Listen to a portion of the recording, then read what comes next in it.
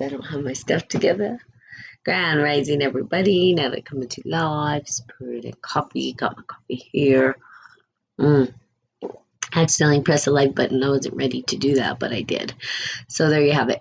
Good morning. Wow, it has been crazy. I have sort of gone through some health stuff, and I think I finally found the key to my suffering with food, and that would be grains.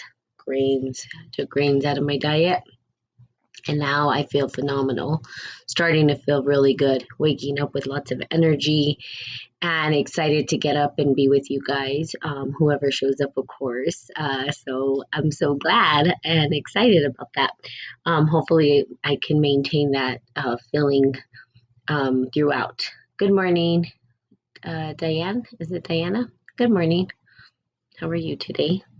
So, I had talked about the integral approach to spiritual emergence, which I thought, is a beautiful thing. And I was talking about it over and over again. And so, what does it mean? How do we um, rise in spiritual emergence? And how do we deal with spiritual emergencies? And it's funny because in the Western world, we're starting to see them as something that we can support and maybe treat. I don't want to say treat because I don't think that our spiritual emergencies need to be treated. I think we get to learn how to work with our soul. Our soul is constantly trying to tell us stuff, trying to work with us, trying to it's on our side, right? Constantly helping us to grow into our divine purpose or the beauty of who we are. And sometimes we don't listen. And there's clues, but sometimes it's too much as well. There's times when I'm in a spiritual quote unquote emergency and I don't know what to do. I don't know how to ground myself. I feel like it's too much information coming at once. These visions or downloads or whatever you want to call them seem to come, and then I don't know what to do with the material. So sometimes people have this where they're starting to receive all this information and they don't know how to bridge the gap between the spiritual world and the physical world.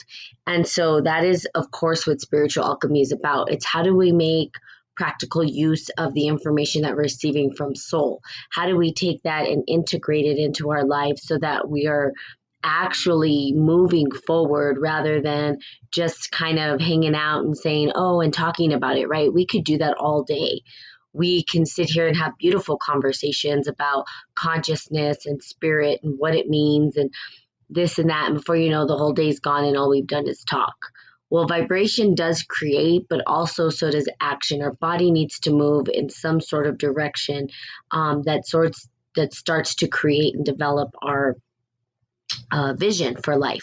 We could do vision boards, which I did. If you can see, it's a little bit back here. There on the vision board, it's what is it that I see myself creating? Now, people do vision boards all the time, but what does that mean? How do we take this vision and start to make it manifest into the world? That's a huge thing. And there are tons of classes and tons of individuals talking about it, tons of people who say, here's how you can create your divine purpose. They give you processes and tools, and sometimes it doesn't seem to be fitting. Why? Because our soul has a way of communicating with us that we don't listen to sometimes. If we knew how to communicate with soul, we would then be bridging this divine intervention with practical use in the material world. How do we then bring it to fruition into life? How do we breathe life into it? So that we're leaving our legacy, because really it's divine legacy that we're leaving when we do that.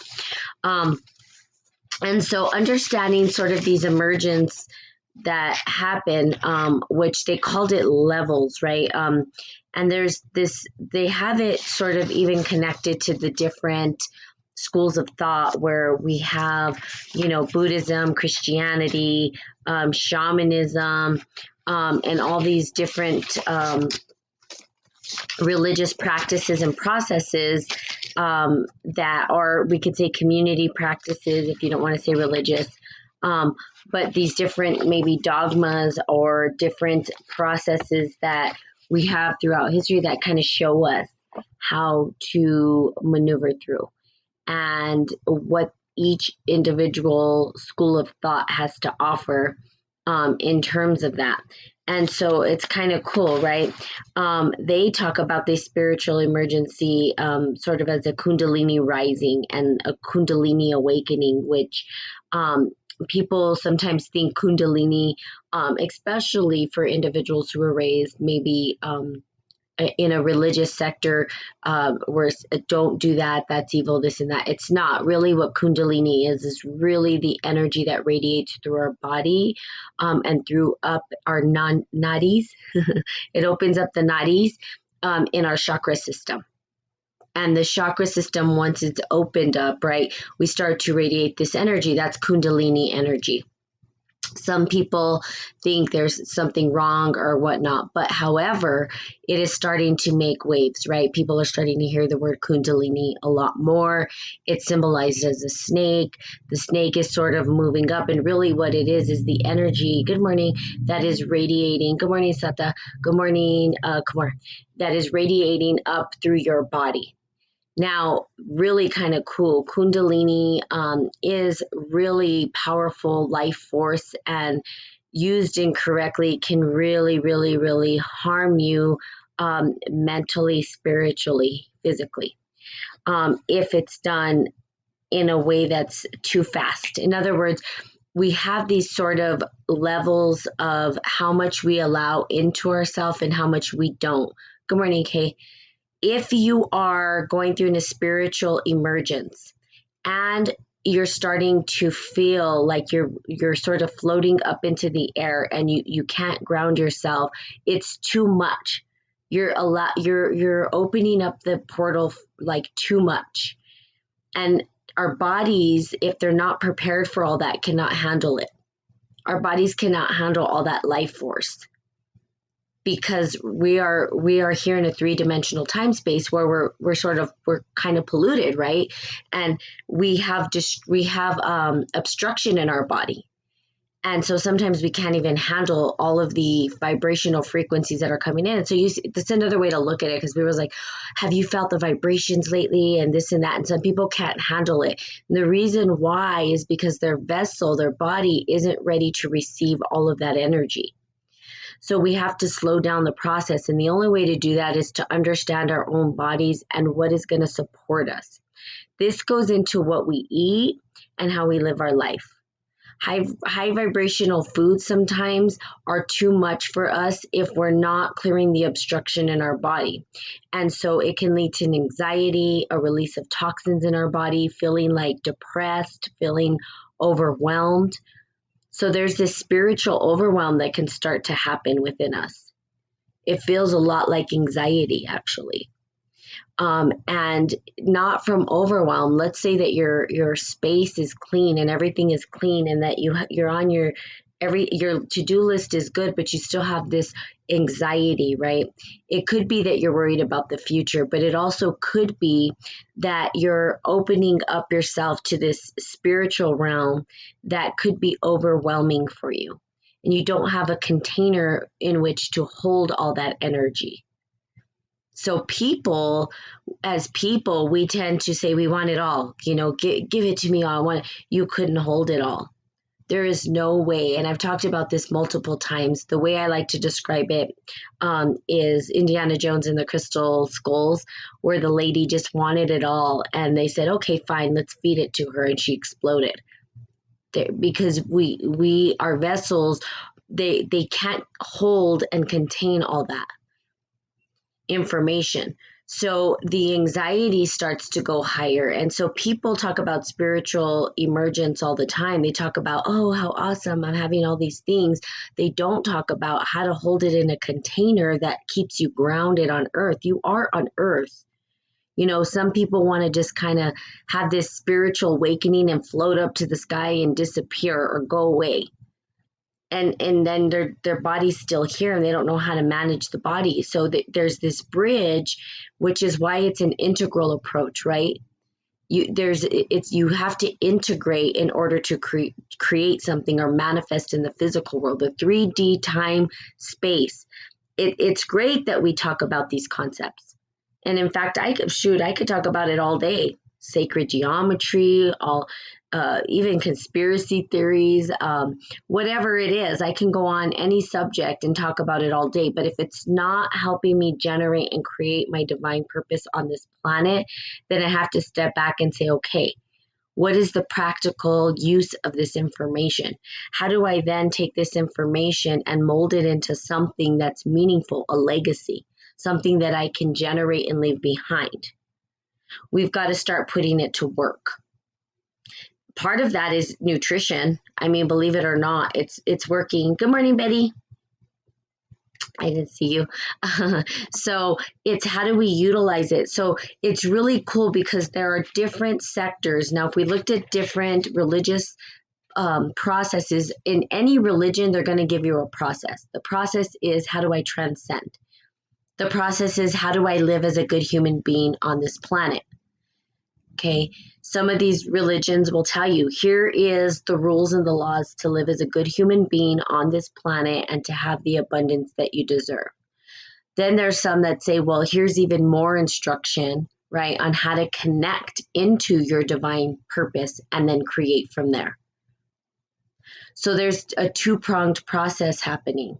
How do we then take, like the magician, right? If you looked at the tarot process, right? If we looked at spiritual alchemy, or if we looked at the process of tarot, the first card in the tarot deck is, well, first it's the Fool, but the number one card is the magician.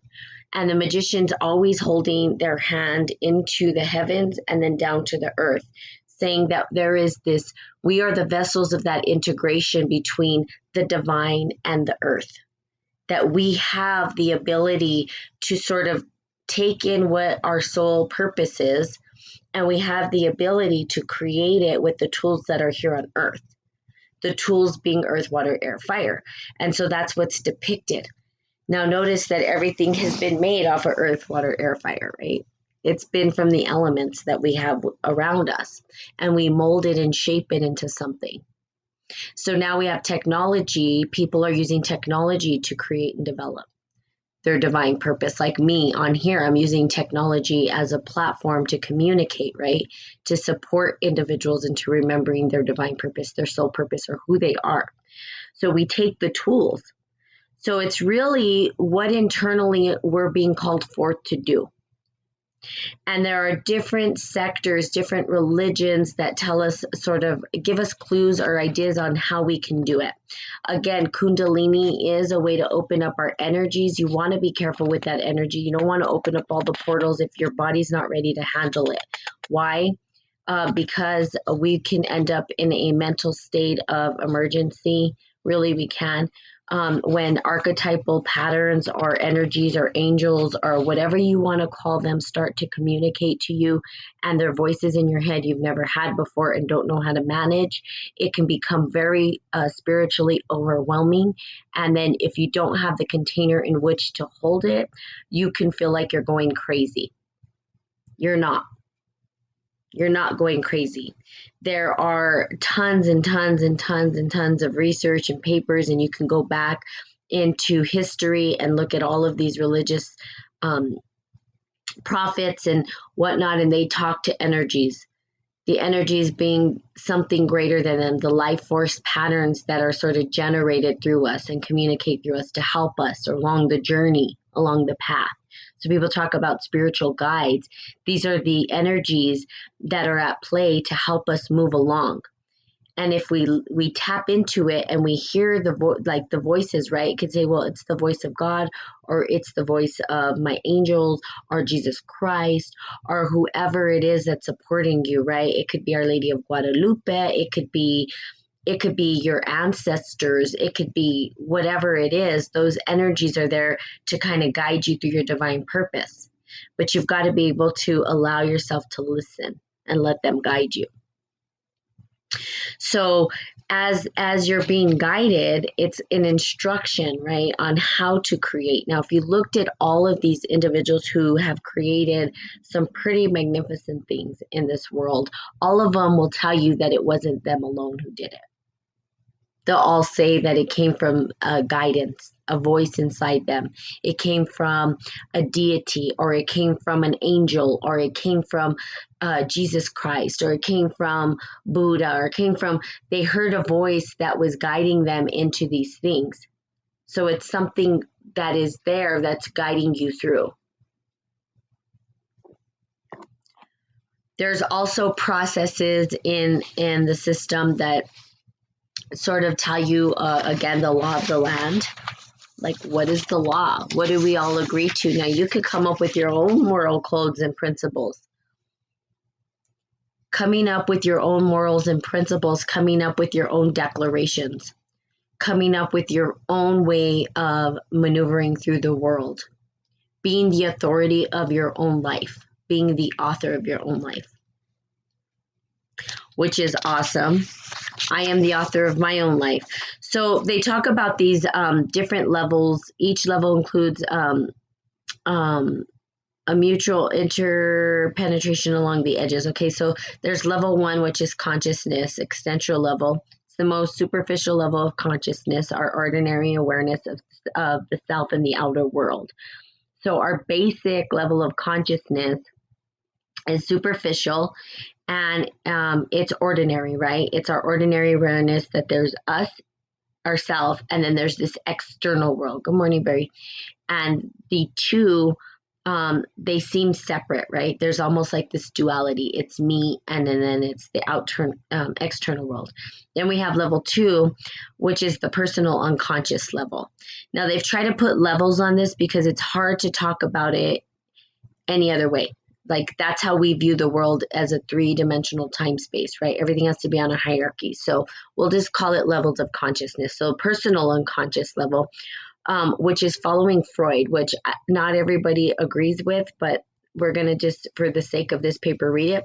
This is the plane of consciousness in which the Western psychology has explored most thoroughly. Through psychoanalysis, has made the most detailed study of this domain. The existential and humanistic psychology movements have also charted significant areas, and such as the somatic domain, which is the body experience, to understand this level. Now, the unconscious, people in the Western world use Freud. I don't necessarily agree with Freud, and a lot of people don't. I have my own way of dealing with the unconscious, and here's what I say to the viewers. Your unconscious mind is yours. Nobody can tell you how it fits into a box or what it's about. This is where we get to trust ourselves with our spiritual journey. This is where we start to listen and trust ourselves. It's really hard to trust ourselves. We're constantly drawing for other people to show us and tell us how to do things. You have your sacred instructions that are built within you. You do. And I'm going to say it over and over again on this podcast. You have your sacred instructions. You were born. That is your birthright.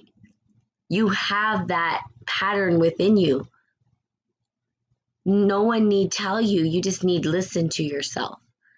So the unconscious mind cannot be mapped out by other people. Now, it could be supported. Now, and this is, to me, one of the most important, and hopefully people will get on here. I always hope, like, every time I feel like I'm telling the most important piece of information, I feel like I get less and less audience. It's just hilarious. But whoever's here to hear it will, and whoever's not won't. And hopefully you'll hear it from somebody else. And hopefully they'll be teaching, what I'm teaching. The unconscious level. This is our opportunity to remember who we are and call forth our myth story. This is the place where we trust ourselves and our divine calling. This is where we pull our divine calling from. The unconscious mind allows us to open up to other dimensions, right? It gives us the connection to interdimensional time space doesn't exist here. It's the opportunity to pull from and create. It's where our myth is, it's who we are, and it's our soul map. It allows us to tap into our soul map. The map of the soul is typically what's missing from people. They have the map of the body. They have a map of the mind, sort of, because that's a harder thing to map out. Science can't map out the soul. There is no scientific instrument known to man that can map out your soul. That is yours. The patterning of your soul to live in your vessel was created specifically to fit into your vessel. It's almost like a portal. You know, you can't fit a certain plug into a certain phone because it wasn't made for that.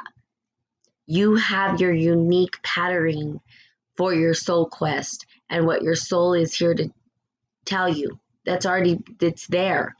To tap into it and to map out the soul. I don't know that anybody's teaching soul mapping. I'm sure there are. If I did a search, I'm sure I'd find somebody.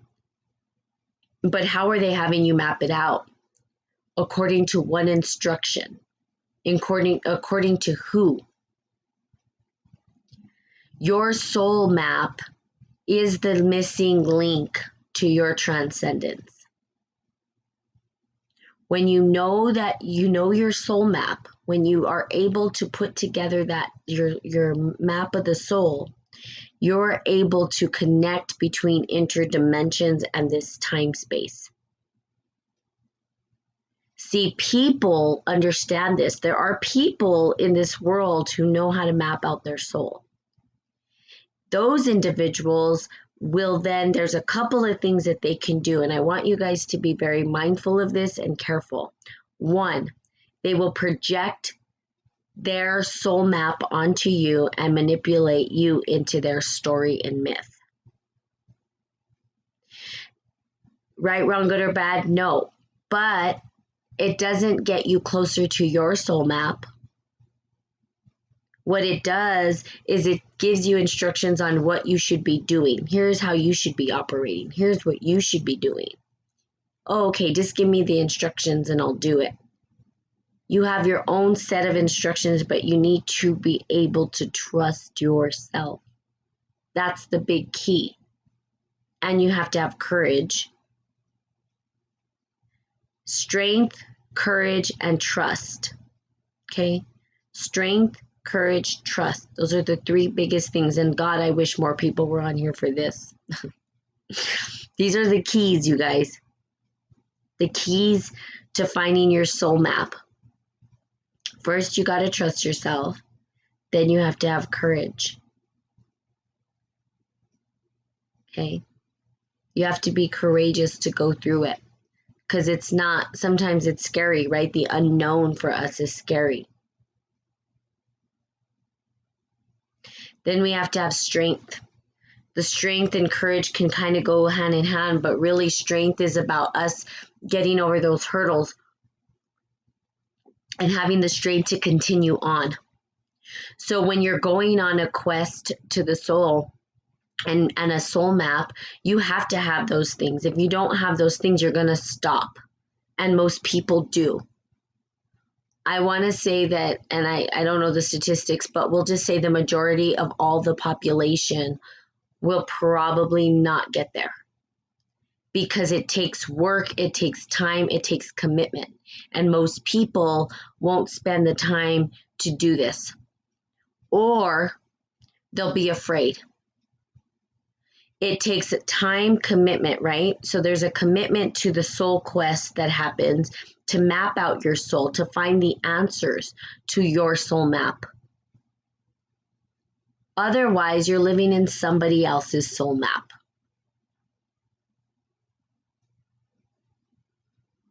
Perhaps the world isn't ready to hear this. Perhaps people aren't ready to hear this. Perhaps people don't know what the hell I'm talking about, and that's okay. But you do have a map. That map is going to lead you back right? To interdimensional spaces where you're going to receive divine instruction. That divine instruction is meant for you and you alone. That is where people like Einstein, Mother Teresa, Buddha, Jesus Christ, they all knew their map. They all understood it. They were trying to teach individuals to get there. But guess what? Some people weren't willing to do the work that it took to get there, and not everybody was able to do it, and that's okay. They just chose not to. It's a choice, it's a personal choice. You either choose to or not, because we can zone out to whatever there is. There's so many distractions in the world zoning us out, keeping us away from our divine purpose, keeping us away from truly being the magnificence that we are. There's tons and tons of projectiles telling us we can't do it. You're not enough. You're not worthy. There's tons of people that say, no, that won't work. Or, you know what? Why don't we just go and zone out somewhere else? To really make the commitment. I mean, you see this podcast rarely, I mean, it's not like it has 1 billion followers or something. And I'm not saying that this is the end all be all podcast, but I am saying that these instructions that I'm giving are sacred and they're esoteric and they're hidden. And most people are not talking specifically about this. They're talking about ideas, but not how to make these ideas happen, not how to make your soul work, because they're saying, buy into mine, buy into mine. I can totally do that. If I used, here's the deal, and this is just me being authentic. If I used the power of manipulation, which I wouldn't because I'm a light worker, I would have thousands and thousands and thousands of viewers. Because I would then be declaring that my way is the right way, and I'd be drawing people in that didn't really know a way and telling them that they can't do it. They're too small. They're insignificant. Follow my path and you'll find the way. That's bullshit. You are powerful. You are strong. You have the ability to do it. You are a child. We have God there? You are a child of God. It is your birthright. You are powerful. The power exists within you, not outside of you. It's internally in you. It is your God-given birthright. But you have to choose it. You have to choose it. You have to be brave. It takes courage. I was just hearing this guy, this pastor was going on and on and on and on and on. And he said, to be different, it takes courage. To stand out, to be unique, to stand in who you are takes courage. It's not easy. People are like, oh, I wish I could be authentic like you. I'm totally authentic. I get on here and I talk completely, fully, openly. There are no tricks here. There's no whistles. I get up and I communicate completely, authentically. I own what's mine. I own my judgments. And when you start to do that, you start to walk your path. But you've got to trust yourself. And boy, I wish more people were listening to this message. But that's okay. God gives me what he gives me. So those that are ready will hear. Symbolic collective unconscious level. So the symbolic is, and the collective unconscious, we call, these images that operate, that we see within the human psyche. And that would be dreams. And so we go into the dream world in this. And then there's the intermediate level, the cosmic dimensions, universe and beyond the physical, right? Creation. And then we have the soul and spirit level. And that's the central being, is the ground of consciousness. Okay.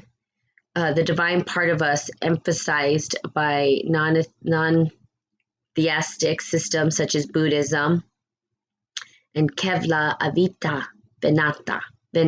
Venada. I don't know if I'm saying that right. Sorry.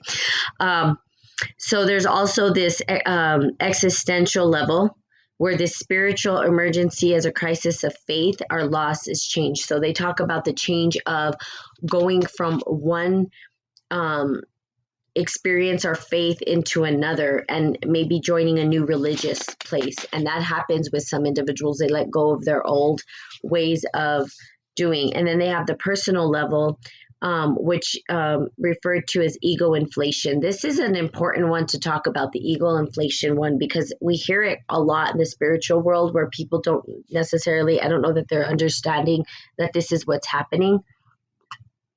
I've gone through all of these processes, and let me tell you that the ego one is a tricky one.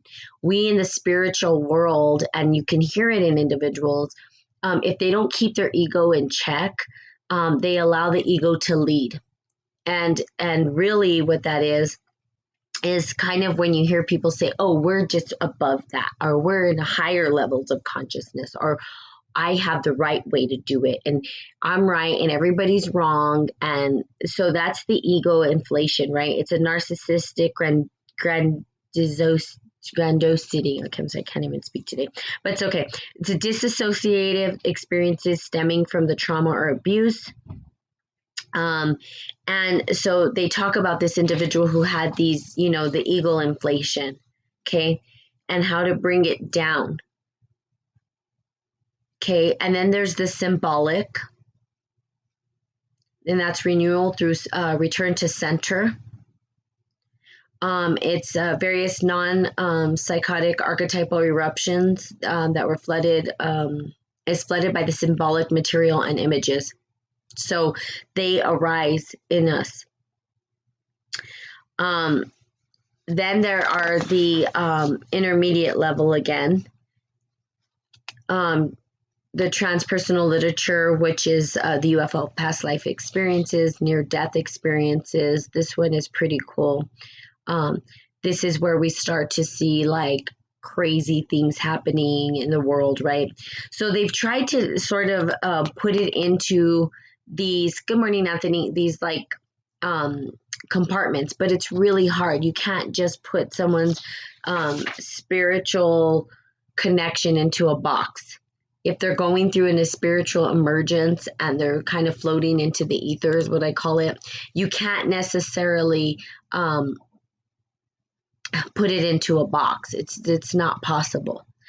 Okay, so then they have the soul and the spirit level again, and this is what they call a full Kundalini awakening. And I like that they use the Kundalini because Kundalini is really the energy, life force of the vibrational frequencies that move up through us, and it could be too much at certain points in time, way too much, way overstimulated, where we have complete overload of spiritual emergence. It's like, what? I can't do this, too much. So we've got to learn to turn that off, okay? Not turn it off, but slow it down, I should say. And then they go over, what I like about this particular paper is that they do talk about the different, they have, let me see if I can find it here. Maybe it wasn't in this one specific. Oh, no, it was the book. Where they talk about the different processes like Christianity, shaman journey, all that kind of stuff, and what would happen in that journey as you're moving through those spiritual emergencies and what they mean and how they utilize them and what the process is and is involved. So there you have it. Hopefully it was helpful. I see people got off and on and off and on.